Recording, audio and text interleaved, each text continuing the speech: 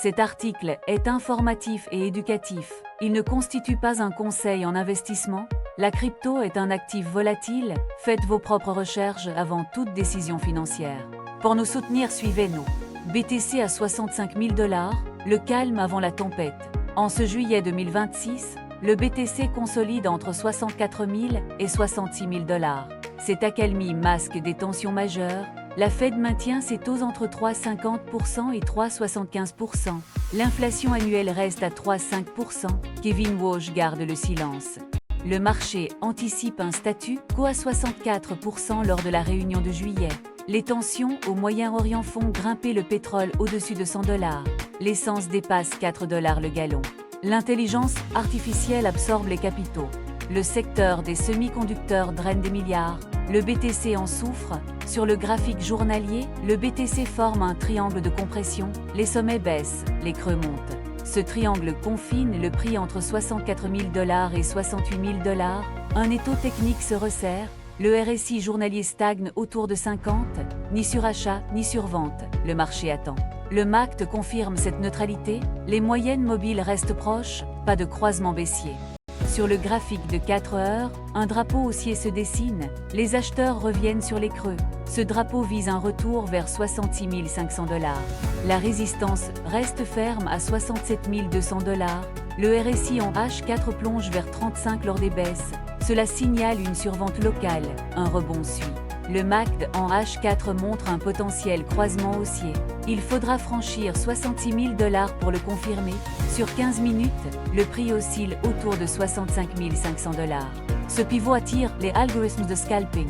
Chaque actualité géopolitique provoque des spikes, mais les creux sont vite rachetés par les ETF. La heatmap révèle un mur d'achat massif entre 64 000 et 64 500 $. Du capital institutionnel attend.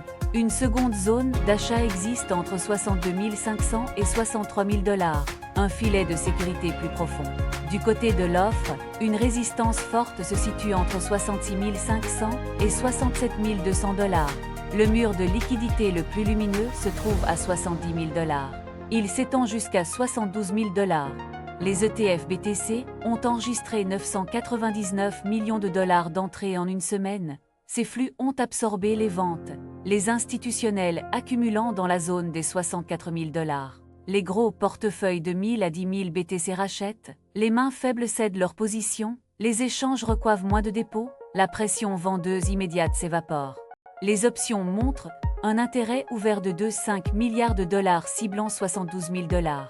Si le prix atteint 70 000 $, les teneurs de marché devront acheter en urgence.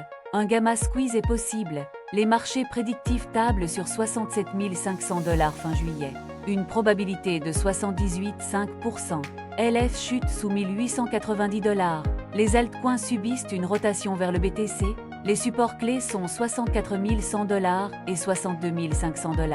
Les résistances sont 68 000 $, 70 000 $ et 72 000 $. Si la Fed rassure, le BTC pourrait viser 72 000 $. Le gamma squeeze ferait le reste.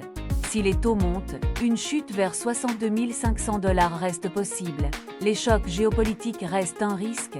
Pour les investisseurs, la zone des 64 000 $ reste attractive pour accumuler progressivement. Évitez l'effet de levier excessif.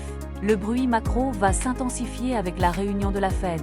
Surveillez la cassure de 67 200 $, elle validerait un nouveau cycle haussier. Merci d'avoir regardé, abonnez-vous pour plus d'analyses crypto chaque semaine.